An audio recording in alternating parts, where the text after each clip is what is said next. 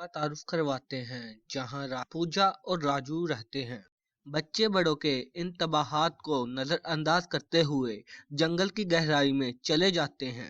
बच्चे मतरूक झोंपड़ी से ठोकर खाते हैं और खौफ महसूस करने के बावजूद दाखिल होने का फैसला करते हैं। राहुल कदीम किताब से बुलंद आवाज पढ़ना शुरू कर देता है, दानिस्ता तौर पर इस लानत को दूर करता है जो जंगल को सताता है। लानत के जवाब में जंगल की रूहें बेदार होती हैं, बच्चों को अपनी खतरनाक मौजूदगी से घेर लेती हैं। राहुल को किताब में तहफ़्फ़ुज़ का जादू नजर आता है और रूहों को निकालने और लानत को तोड़ने की उम्मीद में इसे पढ़ना शुरू कर देता है।